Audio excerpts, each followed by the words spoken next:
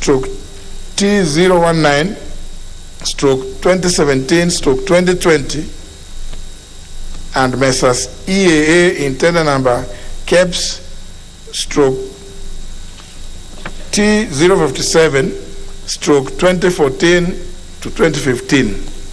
C, deletion of recommendation 5, Roman 5, appearing under committee recommendations under chapter 5 on page 63 of the report, and substituting therefore the following new recommendation: new Roman 5, the Ethics and Anti-Corruption Commission, in brackets EACC, investigates the circumstances under which KEBS entered into a contract with Messrs. EAA Company Limited and Messrs. Auto Terminal Japan, and submits its findings hereon to the National Assembly within 60 days of adoption of this report.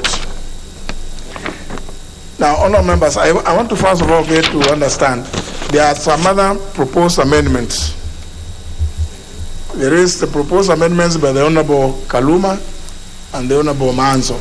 As you can see, even the committee has had to make several amendments, and so it appears to be quite untidy.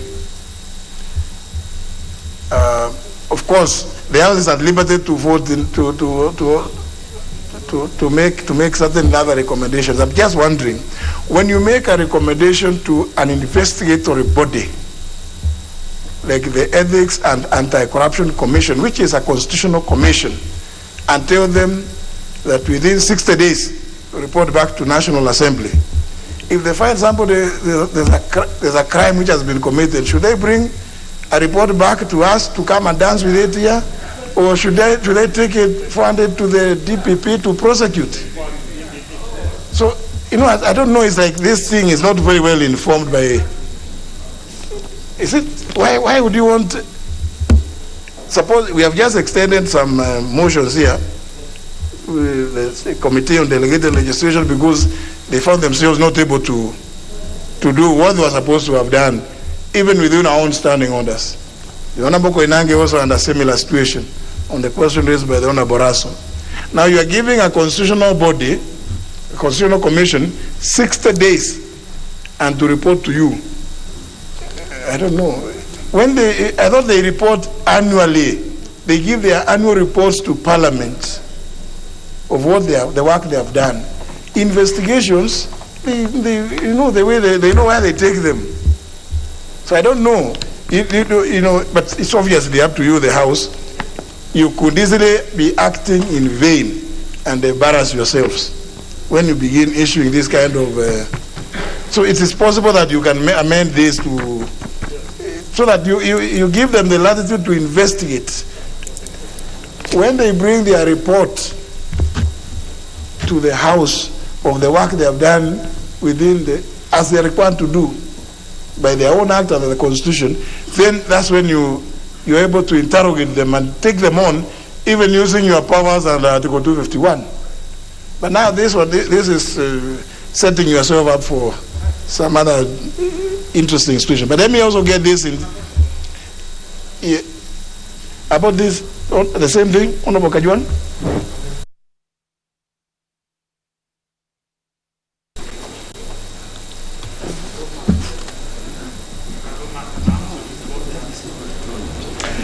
Mr. Speaker, sir. Yes, Mr. Speaker, sir, I thank you for recognizing me. Mr. Speaker, sir, I have looked at this report for quite some time now. As you know, it has been before us for quite some while. And I've looked at the amendments also by the member for Homa Bay, which has also been with us for some time. And today I have seen the amendment that is proposed by the chair of the PIC. And Mr. Speaker, sir, you know that in this House I stand for procedure and for administrative law to take place. Sometimes when I see some of these things, I get the impression that we have not learned from history. We are hauled in court every single day. And the Speaker is always made a respondent to so many cases because of things which we could have done better, so that when they leave our hands, whoever would want to look at them, that is their problem, and they would make their own decisions, and we would comfortably go home feeling that we have done our bit. But when we consciously make mistakes that we could easily, breach, I get the feeling that we give ourselves a bad name for no reason. The Speaker, sir, looking at the recommendations, the amendments sought by the chair, they are good. But some of them, if we leave them go the way they are, they will even spoil what is good. And you see, Mr. Speaker, sir, you have the opportunity, even before we commence on this debate, that we can clean up the papers that we have in such a manner that if then we debate and pass them, then we will not mind or will not care really what other institutions, if they were to look at this thing again, would come to. For example, Mr. Speaker, you have just stated very correctly that we are asking EACC to investigate and come back to us within 60 days. Of course, as you say, Mr. Speaker, sir, EACC only gives us annual reports. But more interesting, EACC, once they have investigated a subject, they must pass it to the DPP for prosecution. What would the EACC be bringing back to us, having investigated and having formed an opinion whether somebody is guilty or not guilty? If somebody is guilty, why would they bring us to hold some court-martial and convict somebody? That information cannot come back to us, even if it was to be done within 60 days. Now, Mr. Speaker, sir, this is a constitutional commission, and I wish now we have understood that we respect everybody's role. It is very untidy to direct a commission that is independent, just like PSC is independent. If we continue doing these kind of things, we will be in court every single day, and people will think that we do not know our roles under 95, under 94. But Mr. Speaker, sir, look at the other recommendations equally. There is a recommendation, for example, that is say that certain people who have been named, that these people be held responsible. I've never understood what held responsible mean. What is this personal responsibility? I mean, everything, of course, is personal responsibility. I suppose that the committee wanted to say that they should be responsible for certain acts. But that does not come out in that report. If it comes out the way it does, we are acting in vain, because the guy will go on whistling, because, of course, it's personal responsibility. But what is that personal responsibility? It is just a matter of couching this thing that probably if we referred them to our legal experts, they would help us tighten it in such a manner that it would do what we are supposed to do. Now, look, the person is being held responsible for doing what? For neglecting a PIC report. Now, if he has anybody who has neglected a report, Mr. Speaker, sir, let me just if somebody has neglected a report, if somebody has neglected a report, he's on a point of order also. I think when one person is on a point of order, now you also want to rise on a point of order. That is chaos. Thank you, Mr. Speaker. Mr. Speaker, if somebody has neglected, yes, proceed. If somebody has neglected a PIC report in a matter, for example, in this one, he seems to have neglected the report of getting advice from the Attorney General, which is a very serious thing. But this House has its mechanism of enforcing its procedure through implementation committee.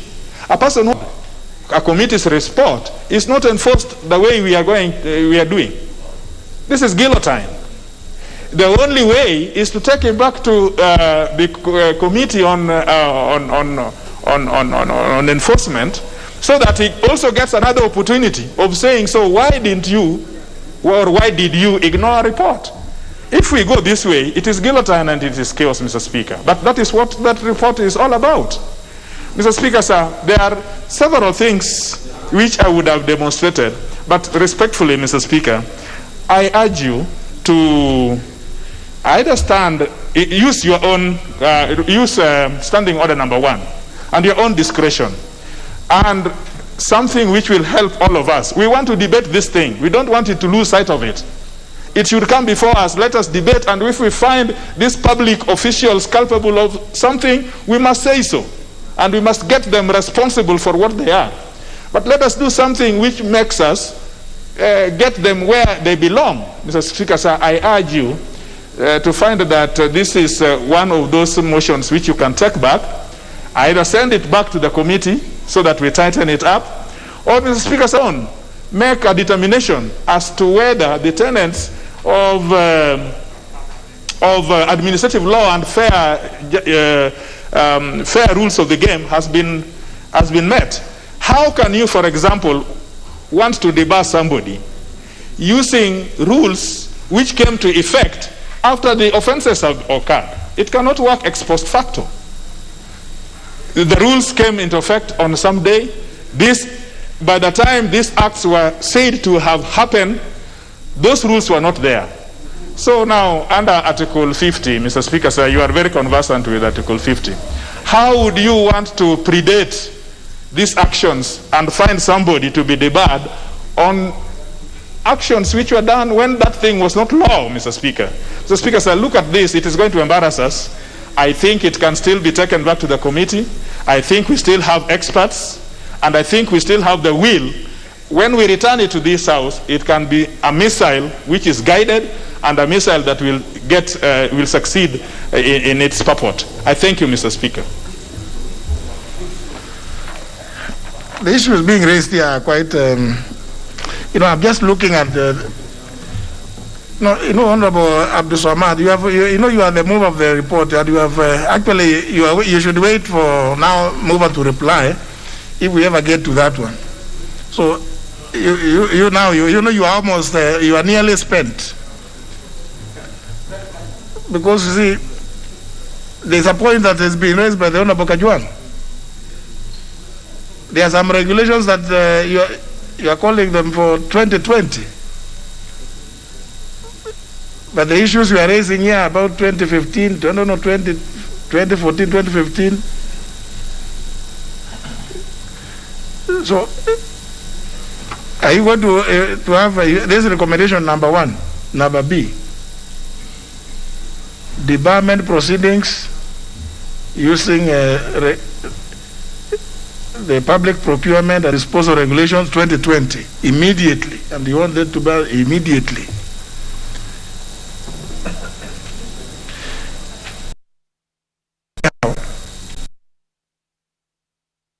There may be a number of issues that need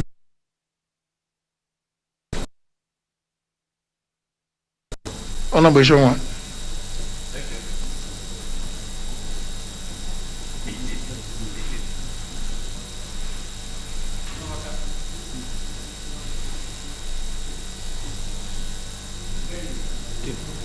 Thank you, Honorable Speaker, and I was keenly listening to both the chair and the issues that have been raised by Honorable TJ Kajwang, and I want to agree with Honorable TJ Kajwang on one aspect and disagree on another aspect. The aspect I want to agree with him on, and Honorable Speaker, you touched on it, in the question of us seemingly directing institutions that ought or that are independent institutions like EACC, and where we ask them to report back to the House. I'll probably request the chair maybe to amend that, or if the other, submitting its findings hereon to the National Assembly within 60 days of adoption of the report. EACC should be able to investigate, and if there are people who are found culpable, to forward the investigative findings to the office of the DPP to take action. To Honorable Speaker, if we are to argue that way, that indeed if someone is found culpable, action must be taken, and we want to indeed assist in the fight against corruption as a House, because what is in this particular circumstance, Honorable Speaker, and I speak this about this issue with authority because I was the Vice Chair of the Public Investment Honorable Commissioner Kainan. And I can tell you, Honorable Speaker, that the issues that have been raised in the committee's report is unfortunate. We had started looking at some of these issues. But indeed, there are issues to do with fraud and forgery by the companies that have been named. And therefore, Honorable Speaker, we must ask ourselves, if we are saying that we investigate and recommend to DPP for action, if in the same circumstance that somebody has been found to have flouted the Public Procurement and Disposal Act in terms of even being able to forge documents and fraudulently getting into tender business in this country, Honorable Speaker, are we then saying, if we are to agree with what Honorable TJ Kajwang is saying, that we cannot take action because regulations allows government and institutions to be able to debar? The only thing that was lacking is the means within which to debar, because the regulations were not in place. And therefore, I absolutely find nothing wrong with, now that we have regulations in place, if someone has committed a crime, the law should be followed to the letter and that person should be debarred. Otherwise, we'll just be encouraging people, Honorable Speaker, that today I can steal your jacket because I know the penal code does not stipulate or what is there in law does not stipulate how I should be punished. But tomorrow, should Parliament, in the course of the proceedings of the court case, Honorable Speaker, should Parliament enact either regulations or legislation that stipulates how I should be punished, Honorable Speaker, I feel that then action should be taken. I really want to support some of those recommendations in a manner. In what is the argument was advancing, that since the regulations had not been published at that time, there was a mechanism still, Honorable Speaker, that, and I think we have all done this even in our own quarters, and I can tell you, even in my own CDF committee, when we were patrons of the CDF committee, there are people I found who had breached the law in terms of procurement, and we would blacklist them.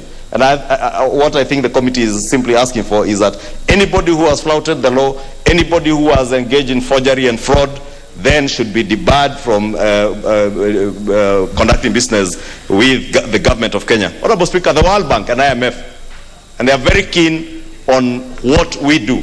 I've just seen an article today, them in the IT sector, and they have done that, and we have had issues. Honorable Kainan will tell you, when we were in the Public Investments Committee, we had companies that had been debarred by the World Bank and IMF because of issues to do with forgery and fraud in procurement processes. And therefore, this House, Mr. Speaker, must not in any way be seen to be entertaining forgery and fraud in procurement processes, because if there's corruption in this country, Honorable Speaker, it begins and starts from the procurement process. And where to fight corruption is not at the DPP's office, Honorable Speaker, is to ensure that for you to know, if you engage in fraud and forgery, you will no longer do business in the Republic of Kenya. And therefore, Honorable Speaker, I want to support the recommendations by the committee. Forgery is a crime in the penal code. So I'm wondering why if you say if there's been forgery, you don't even need to wait for regulations. Those are people who should be taken straight to court under the penal code. So it's not even. But yeah, I mean, but you see, when you say there is, and I think I want this committee. I wish they could listen to this. Are you able to differentiate between the Public Procurement Regulatory Board and the Public Procurement Regulatory Authority? Because there's recommendation in your amendment. You need to be careful. You may be recommending to people who have no authority to do the things you are telling them to do.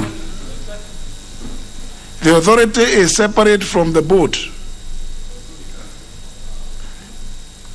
Anyhow, can I get indication as to whether the honorable, so that we know whether we are debating the motion as amended, which is it has been seconded by the Honorable Abdisalan.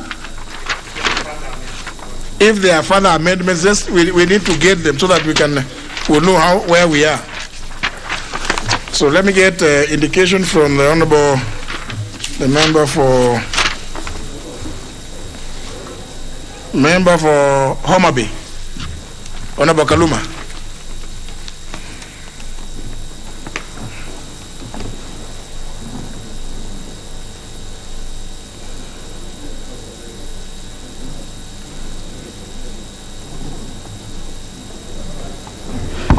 Yes, I thank you, Mr. Speaker. Mr. Speaker, as the House is aware, I've been engaged with the leadership of the Public Investments Committee on how best to address the amendments.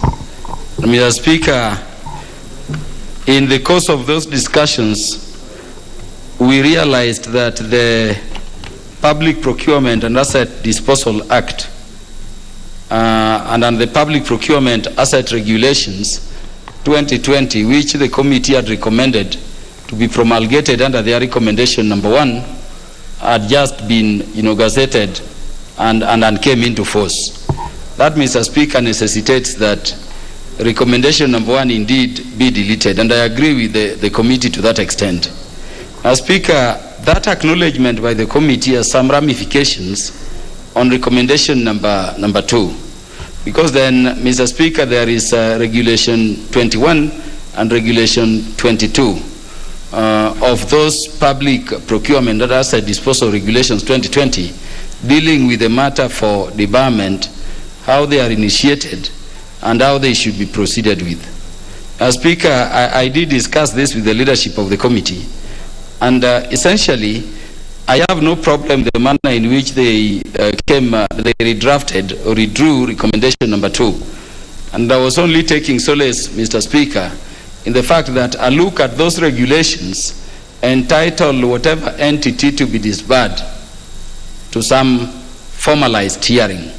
There are a lot both in the Act from Section 115 to those regulations at the provisions I've mentioned.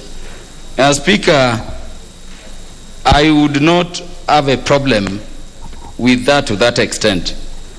Speaker, the amendment I had preferred to recommendation number 5, Speaker, well before I met the committee, is not, adequate to cure what the House is now dealing with.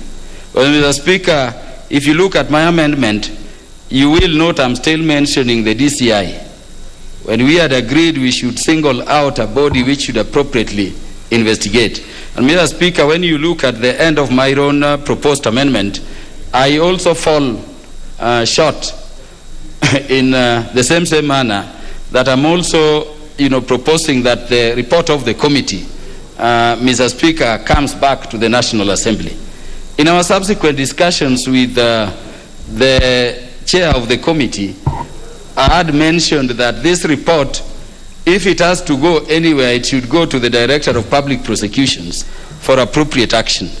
Now, Mr. Speaker, what I'm saying in short is that we are in a situation where both the amendments by the committee and the amendments had proposed to bring forth, Mr. Speaker, do not cure everything we want to cure. And Mr. Speaker, I would personally be worried if we lost a report of an oversight committee of this House. Begs me therefore, or pushes me therefore, Mr. Speaker, to request, and this is what I was asking. And Mr. Speaker, I don't know whether the House would permit, because these regulations now need to be looked at to cleanse this thing.